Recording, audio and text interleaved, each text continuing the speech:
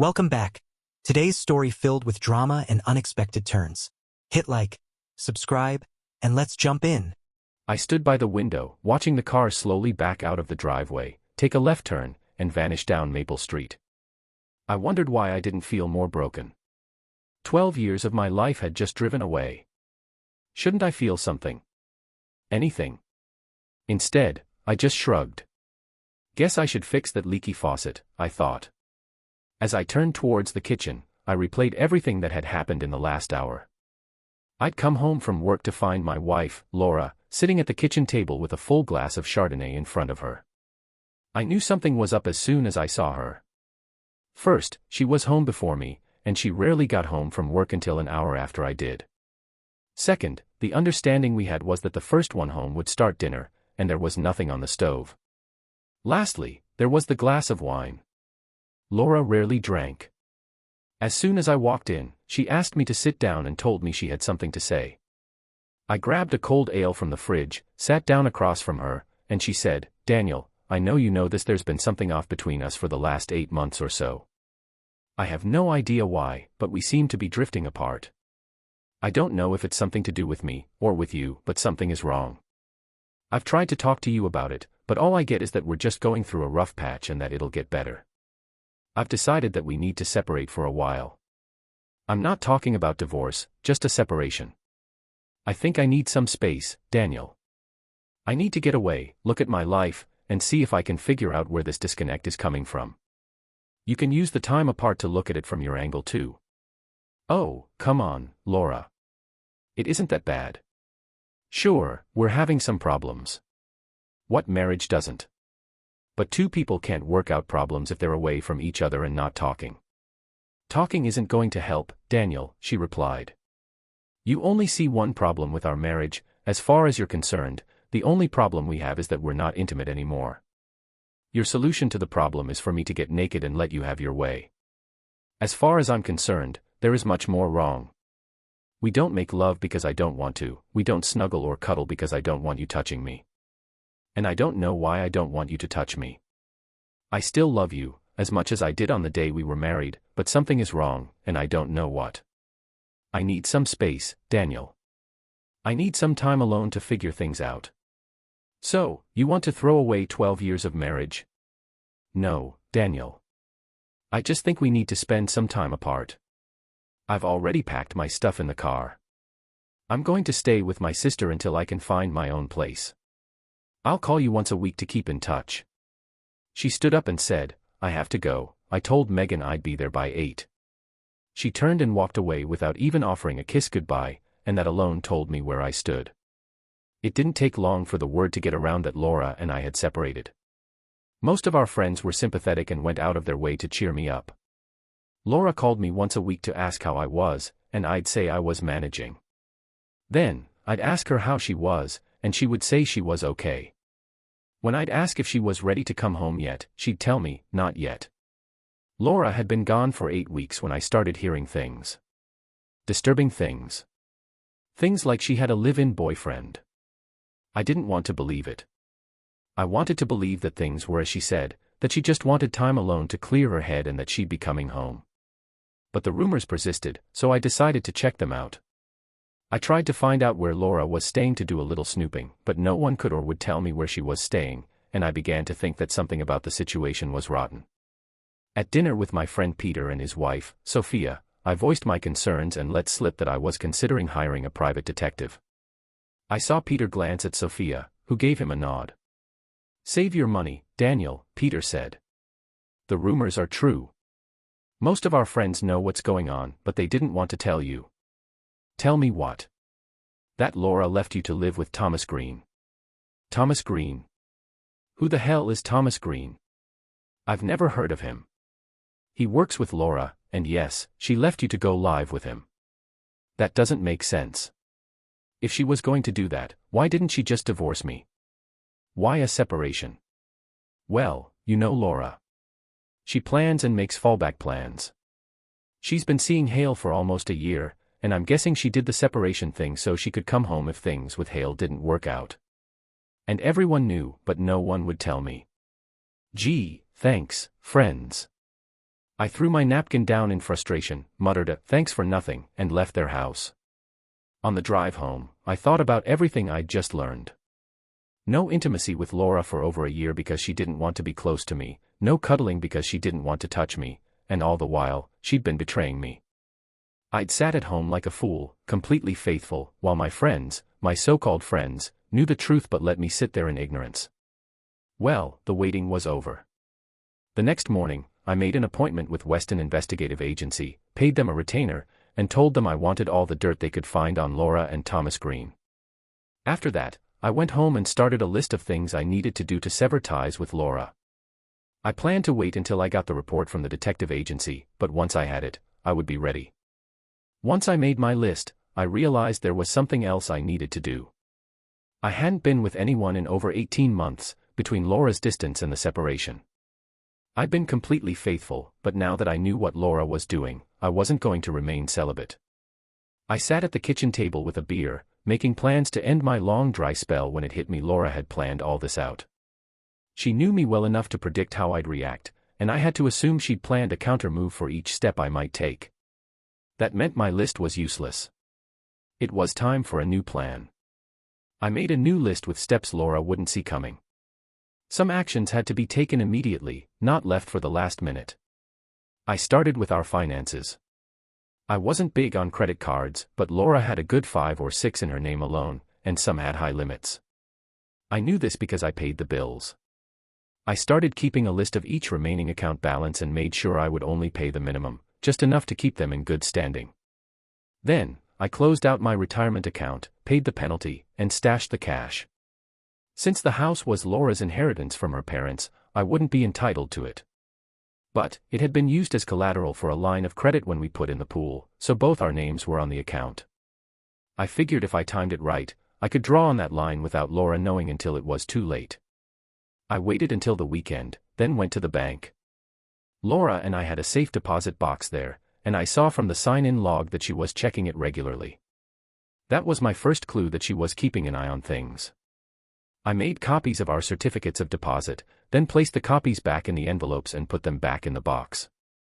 I kept the originals. I also took my passport from the box and casually mentioned to the teller that I was headed to Costa Rica for a fishing trip. Laura would think I'd gone to Mexico or further if she ever got wind of my plans. I went about my days as usual. A little here, a little there, I cashed in the CDs and quietly hid the cash. I updated my computer, bought some new gadgets, and made a few online purchases, using Laura's credit cards along the way. The house was hers, but the line of credit was open, so I made sure to draw from it at just the right time. A few weeks later, I got a call from Sophia, asking if I could stop by their place. Even though I wasn't thrilled to go, I agreed.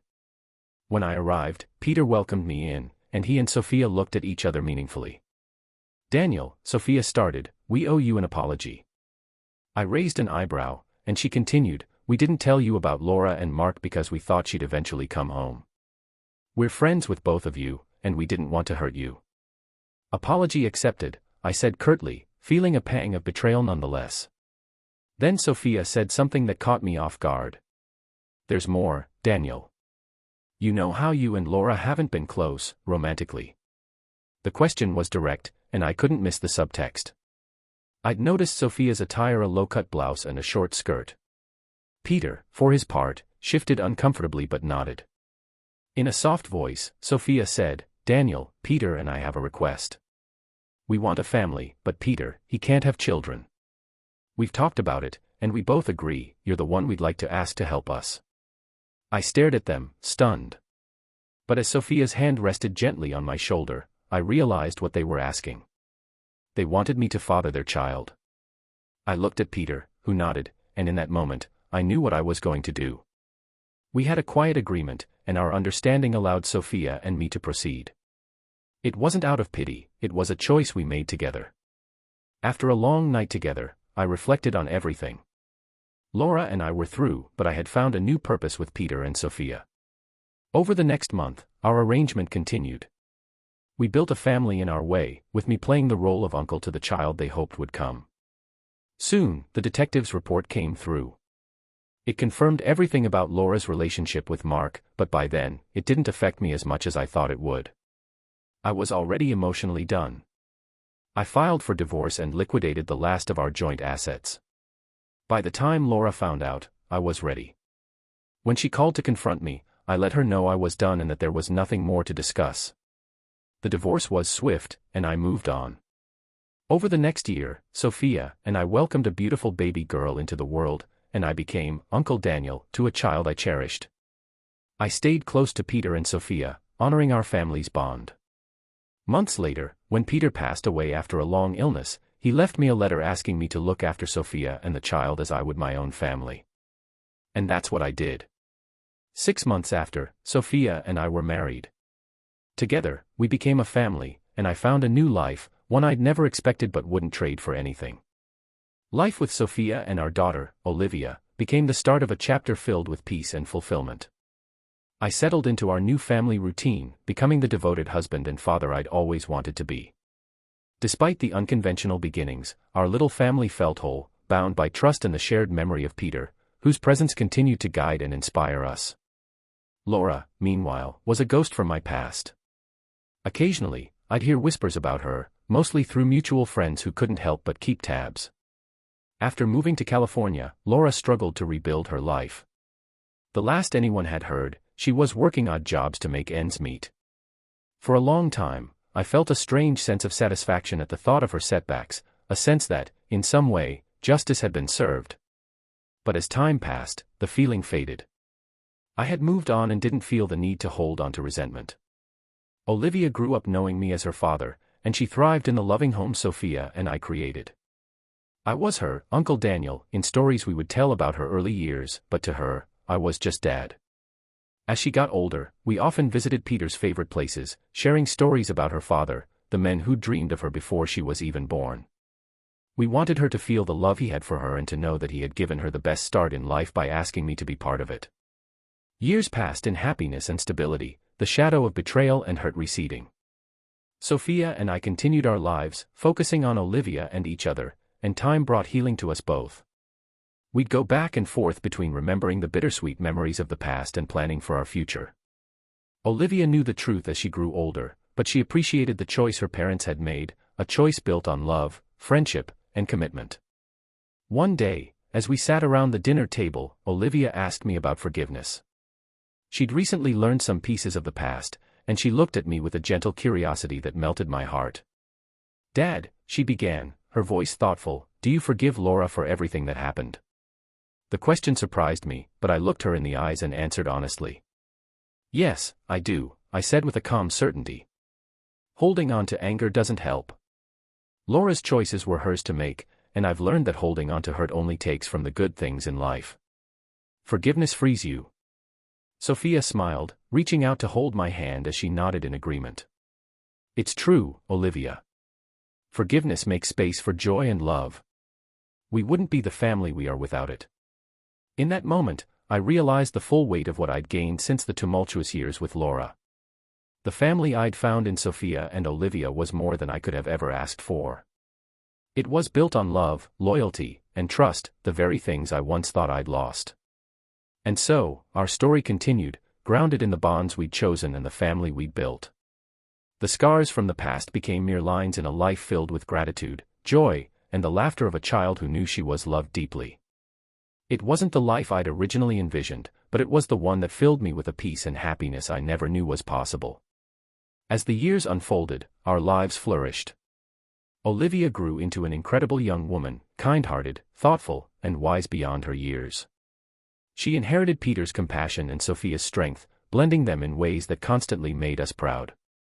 Watching her grow, I felt a deep sense of responsibility and gratitude. My life with Sophia and Olivia was everything I'd once dreamed of, even if it came through an unexpected path. Over time, Sophia and I decided to give Olivia more of Peter's story. We told her about his friendship with me, the lengths he went to ensure she'd be born and loved, and his request that I care for her and her mother as my own family. Olivia took it all in, listening intently and, as always, with remarkable grace. "You know," she said one evening after we shared more stories of Peter's life, "I think he knew I'd be lucky either way." Having two fathers just means I have twice as much to carry forward. She smiled, her eyes shining with warmth and understanding, and hugged us both tightly. That moment deepened the bonds we shared, and I knew then that Peter's legacy would live on through her. Olivia was his daughter in spirit as much as in name, and she carried a piece of him that brought him closer to us every day. Life didn't always stay easy, but the love we shared gave us strength. Sophia and I faced the everyday ups and downs of marriage, of course, but every challenge brought us closer together. Our connection was built on trust, deep friendship, and an unwavering commitment to one another. Sophia was my confidant and best friend, a partner who had been through it all and who, just like me, had come out stronger on the other side. As Olivia prepared to leave for college, I couldn't help but feel a bittersweet pride. She had blossomed into a confident, compassionate woman, ready to make her mark on the world. On the day we packed her things and drove her to campus, Sophia and I found ourselves reflecting on the journey we'd taken as a family. We knew Olivia would be all right. She had the foundation of love, resilience, and independence to carry her forward. The house felt quiet and a bit empty after Olivia left, but Sophia and I embraced our new chapter with open hearts. We traveled, revisited favorite places, and even explored some of Peter's old haunts, places he'd loved and spoken of but that Sophia had never seen. Through it all, we remained close to Olivia, hearing her stories, sharing in her experiences, and celebrating her achievements. She often visited us and brought friends home, always making our home a place of laughter and warmth. One evening, several years later, Olivia sat down with Sophia and me over coffee and told us she had met someone special. She described her partner with a happiness in her eyes that only deepened our pride. Sophia looked at her, and with a knowing smile, reached over to hold my hand, understanding that we'd both done right by Peter's memory. We'd helped raise a daughter who loved deeply, just as her father had. The years rolled on, and eventually, Olivia started a family of her own. Watching her with her children, I felt a sense of completion, of life coming full circle. Her children grew up knowing their grandpa Daniel, hearing the stories of both grandfathers, one who watched over them from afar and another who was there every step of the way. It was a legacy of love, the kind that outlasts time and distance. In the end, life gave me everything I'd ever wanted, and perhaps even more. I'd found peace, forgiveness, and a family that would carry forward the values and love we'd worked so hard to build. And as I looked back, I realized that sometimes, the best lives are the ones that take shape from the unexpected. In every way that mattered, I'd come home. As Sophia and I settled into our roles as grandparents, our lives took on a new kind of richness. We'd found a deep, joyful rhythm in these years, filled with the laughter of little ones and the quiet companionship that came from decades of shared life. Our grandchildren adored their Grandma Sophia and Grandpa Daniel, and every visit brought our home to life with their boundless energy and curiosity. Olivia's children, 2 boys and a girl, were an endless source of joy and surprise. Each one had inherited something from their mother and, by extension, from Peter. Little Ethan had his mother's gentle spirit and endless empathy, and it was no secret that he had an old soul. He often asked Sophia and me questions about life, love, and family, and his genuine curiosity reminded us of Olivia's natural warmth. Benjamin, the middle child, was a whirlwind of energy and imagination, the kind of kid who always had a scheme up his sleeve. He was a born storyteller, and we often found ourselves captivated by his wild tales and whimsical ideas. And then there was Isabella, the youngest, with her fierce independence and kind heart, who bore an uncanny resemblance to her grandmother, Sophia, in both looks and spirit. Every holiday season, our home became the center of family gatherings, drawing in loved ones and friends. It was a time when memories were shared, new ones were made, and traditions we'd created over the years took on a life of their own. One Christmas, as we sat around the fire, sipping hot cocoa and exchanging stories, Olivia turned to us with a tender smile and asked us to share one of our favorite memories from raising her. Sophia and I exchanged a glance, knowing that we had more than a few stories to choose from. I cleared my throat and began, "There was this one time when you were about 4, and you decided you wanted to save the world." Olivia and the kids leaned in, their eyes sparkling with anticipation. "You came up with a plan to rescue all the stray cats in the neighborhood and bring them home. You'd made this huge sign that said, 'Save the cats,' and tried to put it up on our front yard."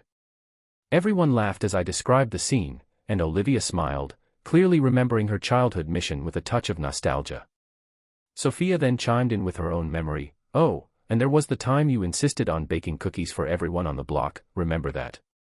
You spent the whole day in the kitchen, covered in flour and determined to make sure everyone got at least two. As we continued sharing, I felt a wave of gratitude wash over me. These memories were the evidence of the life we'd built, the love we'd shared, and the family we'd created together. And now, with grandchildren around us, I could see the legacy we'd passed on in a new generation. Years went by, and with them, the quiet passing of time.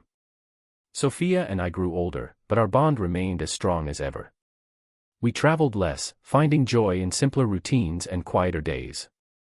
We spent more time at home, savoring each moment together, watching the world change around us while holding fast to the things that never would: our love, our family, and the sense of purpose that had brought us through so much. One spring afternoon, as Sophia and I sat on the porch, watching the sun dip behind the trees, she reached over and took my hand. Her touch was as warm and familiar as ever, grounding me in the present.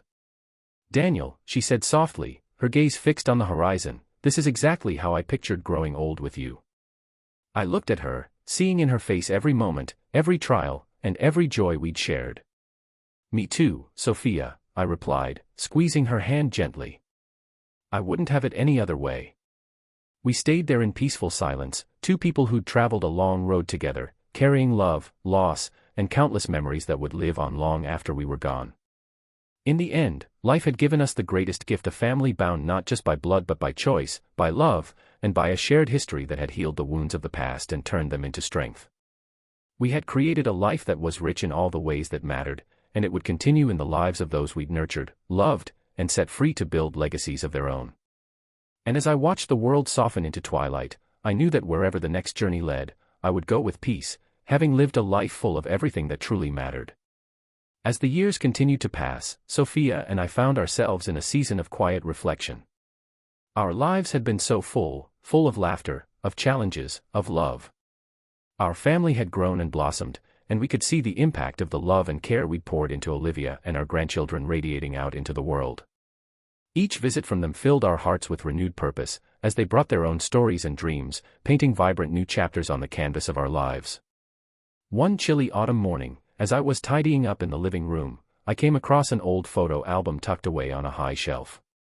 I carried it to Sophia, who was sitting by the window knitting, and placed it on her lap.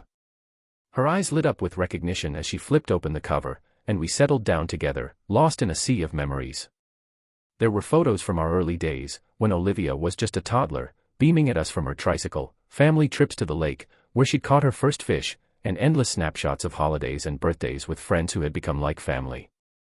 As we turned the pages, the years seemed to dissolve, bringing back memories with a clarity that took our breath away. Then, we reached a section filled with pictures of Peter. In each one, he wore that same, easy smile, his arms slung around me or Sophia, his eyes full of warmth. It had been so many years, but looking at those photos brought back how much he'd meant to us, and how he'd forever be a part of our lives. "You know," Sophia said softly, closing the album but keeping it on her lap, "he'd be so proud of Olivia. Of all of us." I nodded, feeling a wave of warmth and gratitude. "He would," I agreed. "We did our best to honor him, and I think he'd be happy with the life we've built." In the years that followed, as we faced the natural challenges that come with age, our love only deepened. Olivia visited often, bringing her children along, and even as they grew older, they always greeted us with the same joy and excitement. Each visit filled our home with stories of their accomplishments, new beginnings, and adventures, keeping our lives connected in a beautiful, endless cycle. Eventually, Sophia and I both slowed down more, choosing to stay close to home, surrounded by our family and the friends who'd become part of our journey. I'd sometimes see Olivia watching over us with a quiet understanding, recognizing that the seasons of life were changing. One sunny afternoon, as Sophia and I sat in our garden, Olivia joined us with a notebook in hand. She smiled at us and explained that she'd been writing down our family history, the stories we'd shared, the lessons we'd passed down, the journey that had brought us to where we were. It was her way of preserving our legacy, and she wanted to make sure that our grandchildren, and maybe even their children, would always know where they came from. We spent hours sharing stories, from our early days with Peter and how we'd come together, to the family traditions we'd built over the years. We laughed, reminisced, and, at times, were moved to tears.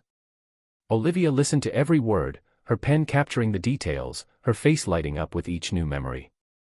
In those last years, we found comfort and joy in knowing that our story would live on, carried forward by those we loved. Sophia and I continued to sit together in the evenings, watching the sun set, our hands intertwined, feeling the peace of a life well lived. We were content, having seen our family grow, our dreams fulfilled, and our love cemented into the foundation of something timeless. Eventually, when it was time for each of us to take our final journey, I knew we'd go with hearts full of gratitude. We'd shared a love that had carried us through, and that love would live on in Olivia, her children, and every life they touched. Our story would continue, not just in words but in the enduring legacy of love, resilience, and family. And when the day came, I left this world knowing that our love had created something enduring, something real, a family grounded in love, in forgiveness, and in an unbreakable bond that would carry on long after we were gone. We had built a life that mattered, and as we passed on, I could feel that our story would always be part of something greater, living on in the hearts of those who would come after us, forever written in the lives we touched. After Sophia and I passed, Olivia continued to honor our story. She kept our home as a gathering place for the family, its walls filled with photos and keepsakes that told the story of our lives. The memories preserved in those walls became a part of the new memories created there, new chapters of laughter, joy, and connection. Olivia's children grew up with a deep appreciation for family, instilled with the values we'd passed down: love, loyalty, and resilience. They would often sit with Olivia in the evenings, listening to her recount tales from her own childhood, the lives of her two fathers, and the unique love that had bound our family together. She'd read to them from her notebook, which had grown into a journal of our family's journey, a living tribute to everyone who'd played a part in its creation. As her children grew older, Olivia entrusted each of them with a piece of our family's legacy. To Ethan, the gentle-hearted eldest, she gave the photo album that Sophia and I had once pored over together. He kept it safe, sharing it with the family and passing on the stories it contained with the same warmth and empathy he'd inherited from Olivia. To Benjamin, the storyteller, she handed over the journal where she'd written down the family history. It became a treasure trove of memories for him, one he would someday pass on to his own children, weaving our family's past into the new tales he crafted and shared with his loved ones. And to Isabella, the independent youngest, Olivia gifted the house itself. Isabella poured her heart into keeping it alive, honoring it as a sanctuary where family could gather, laugh, and find comfort. She filled it with her own family, creating a blend of old and new that kept the home vibrant with life and tradition. In time, our family grew even larger, with great-grandchildren who heard stories of Grandma Sophia and Grandpa Daniel, of their great-grandfather Peter, and the love that had bound all of us together. They knew our stories as if they had lived them themselves, and as each generation took its turn, they added their own layers to the family legacy, keeping our memory alive in ways we could never have imagined. Each year, on the anniversary of Sophia's and my passing, the family gathered together to celebrate our lives. They shared stories, sang songs, and raised a glass in our honor. It became a cherished tradition, a time to remember the family's roots and the journey that had shaped them all. Our story, once bound to two people, had become the foundation of a legacy that spanned generations. And as the years rolled on, our family continued to grow, evolving yet rooted in the same principles of love and unity that had brought us all together. Our journey, once shaped by unexpected turns and challenges, had transformed into a powerful testament to resilience and love, a story that had touched many lives and would continue to do so for generations to come. In every child's laugh, in every whispered bedtime story, and in every quiet moment shared between loved ones, our legacy lived on. We had built something timeless, and it remained, a gentle and unwavering presence in the lives of those who carried our story forward. And though we were gone, our love, our lessons, and our laughter lived on, etched into the heart of each new generation, a family bound not just by blood, but by a legacy of love that would carry them forward, forever. As the generations passed, the legacy that Sophia and I left became a cherished part of our family's story, a thread that tied them all together. Every new family member grew up knowing the roots that connected them, and they carried our values with a quiet pride. The tales of our lives became a foundation, passed down with reverence and humor, reminders of the resilience and love that had sustained us. Olivia's grandchildren, our great-grandchildren, often gathered in Isabella's home, which had become the family's nucleus. The house was more than just a building, it was a keeper of memories, a place where the air seemed filled with laughter and stories that spanned across generations. Isabella had lovingly maintained it, preserving the rooms, furnishings, and even the garden that Sophia and I had once tended with care. It had become a place of pilgrimage within the family, a touchstone where everyone gathered for holidays, birthdays, and reunions. One afternoon, as Olivia's great-grandchildren sat around the living room, Isabella pulled out a dusty old trunk that had been kept in the attic for years. Inside were letters, photos, and mementos from Sophia's and my life together, carefully saved and preserved. Isabella explained to them how each item told part of our story, inviting each of them to choose one to keep. A letter Sophia had written to me, folded and worn with age, ended up in the hands of little Charlotte, who read it aloud to her siblings and cousins. Sophia's words about love and forgiveness touched them deeply, giving them insight into the depth of the relationship that had built the family they knew and loved. Charlotte, inspired, decided to write letters to her own future family members, sharing the lessons she learned from the love story of her great-grandparents. Ethan, the family's historian, found an old journal where I'd written reflections from our early days, recounting the struggles we'd overcome. He read my words of gratitude and growth with a sense of awe, seeing in them the beginnings of the family values he'd grown up with. Determined to preserve even more, he dedicated himself to compiling a complete family history, a digital archive that would allow every family member to explore their roots. As the generations grew, family members continued to honor our legacy in new and creative ways. Some carried on the tradition of annual gatherings, ensuring that each new family member learned the stories of those who came before. Others found ways to embody the love we'd shared, treating each other with kindness, openness, and empathy, the values that had sustained us and would continue to nurture them for years to come. And as time went on, our family's story became more than the legacy of two people. It became a living narrative of resilience, connection, and unwavering love that bound each new generation to the last. They knew they were part of something larger, a story that began with Sophia and me but that had grown into a beautiful, ever-expanding circle of love.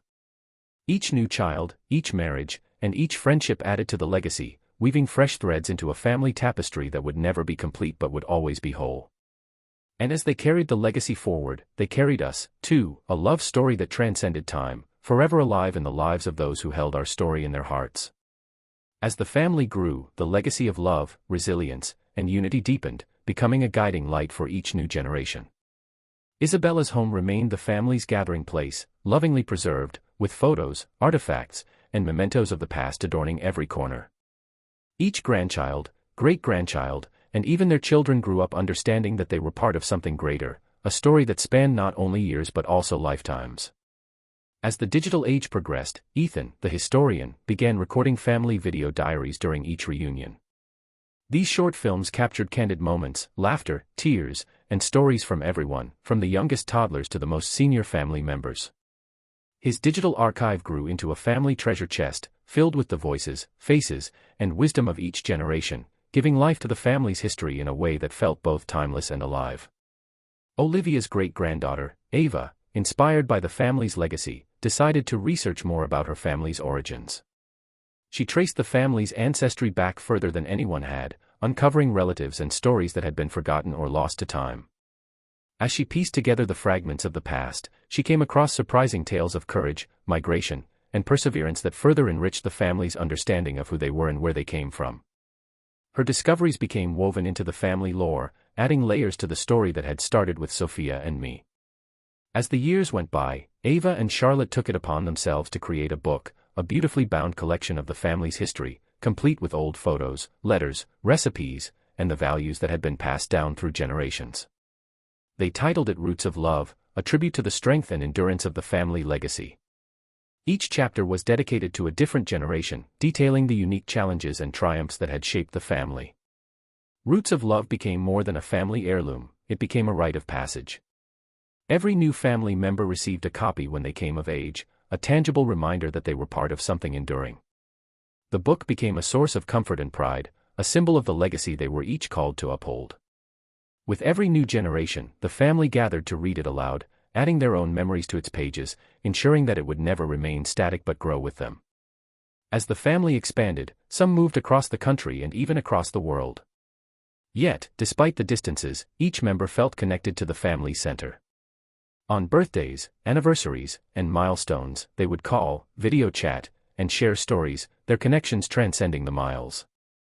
The values Sophia and I had cultivated had not only survived but had blossomed into a network of love and support that spanned continents.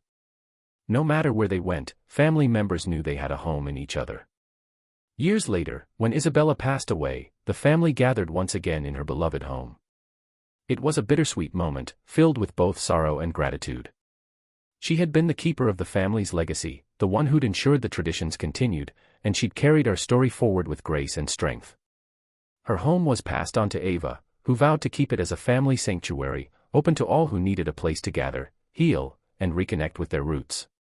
Under Ava's care, Isabella's house continued to host family reunions, its rooms echoing with laughter, storytelling, and the occasional song from one of the younger kids, eager to perform for their elders.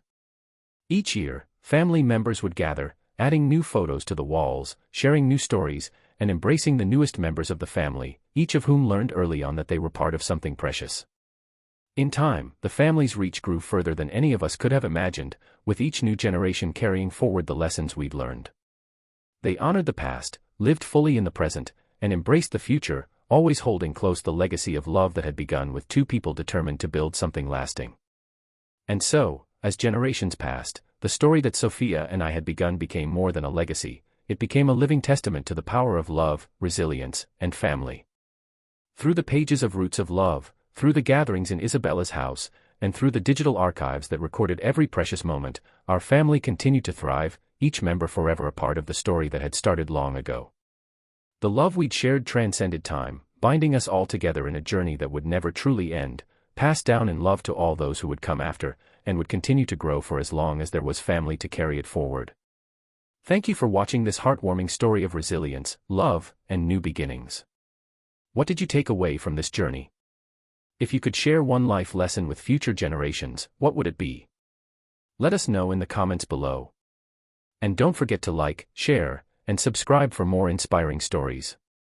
Until next time, take care.